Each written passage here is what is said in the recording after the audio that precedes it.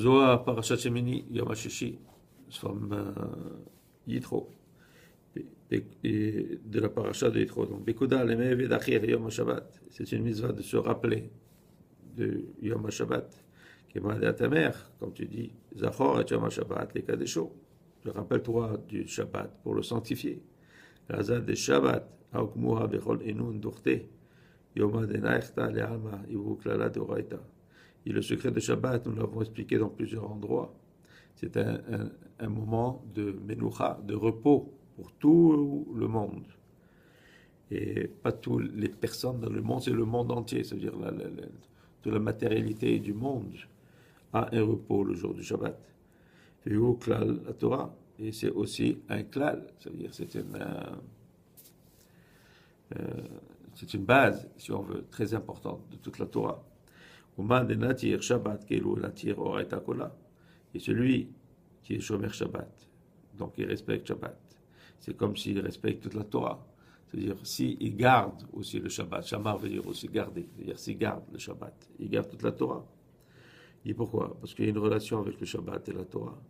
En premier, le fait de faire Shabbat, c'est de se confirmer la création. Parce qu'on sait que la création, quand Dieu a créé le monde, c'est écrit Vaychal b'yom hashevei. Donc le 7e jour, il s'est arrêté. Et c'est écrit Vayshbod b'yom hashevei. Il s'est reposé le 7e jour. Et après c'est écrit Vaybarech et yom hashevei. Il a béni le 7e jour. Donc le Shabbat, on confirme notre foi dans la création. Et aussi, quand on a reçu la Torah, les 10 commandements, et les 3 premiers commandements sont directement reliés à Hachem. Mais le premier qui s'adresse à l'homme, c'est Shabbat, c'est le 4e. Donc on admet aussi et on confirme notre foi dans la réception de la Torah. Donc on voit que ces deux choses sont reliées avec Shabbat.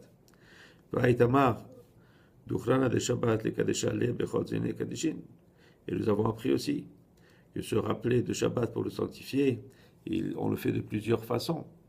Et on le fait comment?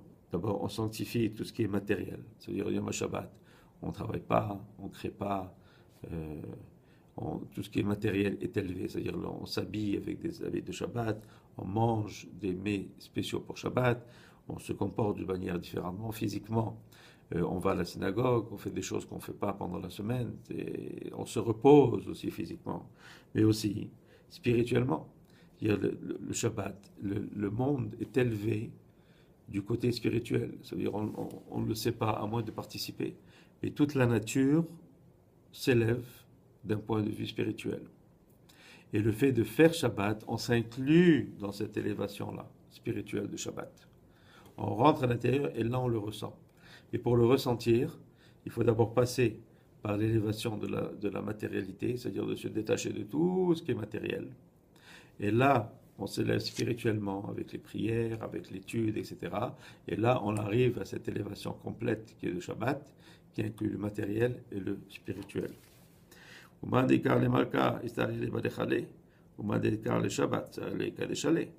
Et celui qui se rappelle du roi, il doit le bénir. Et celui qui se rappelle du Shabbat, qui représente donc la reine, il doit aussi le sanctifier.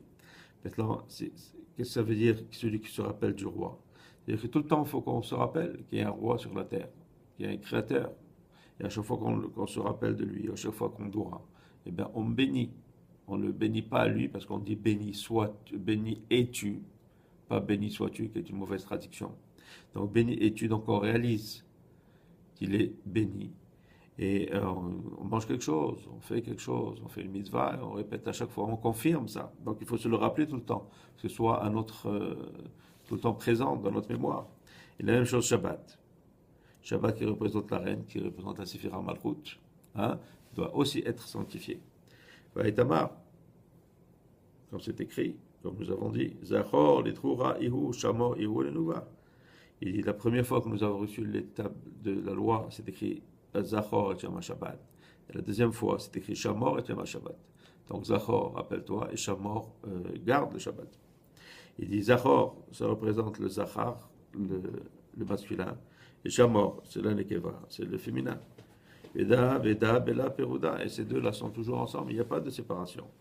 Yom Shabbat Chaza Dechol Memlata, Detalia Merecha Ilaha Al Sofa Dechol Dargin. Et le Shabbat, c'est le secret de l'aïmouna, de la foi. Shetaloui Mirosh Ha'elyon Al Sof Kol HaMadregot, qui va de la Rosh Ha'elyon, c'est-à-dire qui va de tout, tout à fait en haut. Si on parle de toute la Merkava, de toutes les parsoufim qui partent à partir du haut, hein, et qui arrivent jusqu'en bas. Il dit Shabbat et Wukola, et Shabbat c'est tout. Ça comprend tout, et ça inclut tout. Alors, le Shabbat nous a été donné pour nous élever spirituellement et nous rapprocher de Hachem. Et c'est un jour où il faut s'inclure dans cette élévation-là. Et on s'inclut, comme on l'a dit, en s'élevant physiquement, en élevant le matériel vers le spirituel, en s'élevant spirituellement beaucoup plus, en étudiant, en apprenant, etc. Mais aussi en réalisant que le Shabbat est un temps d'une autre dimension. Il n'appartient pas à la dimension que l'on connaît ici. Et d'ailleurs, le Harizal explique que dans le système de Séphirot, tout est élevé. C'est-à-dire toutes les Séphirot montent de niveau. Même les Séphirot du monde Asiya, donc de ce monde-ci, montent plus haut. Tout monte, toutes les Séphirot. Et étant donné qu'ils montent de niveau, donc toute la nature en vérité est élevée. Et c'est vrai qu'à nous à participer et à rentrer dans cette élévation-là, qui est la beauté du Shabbat. Hashem l'Olam. Amen.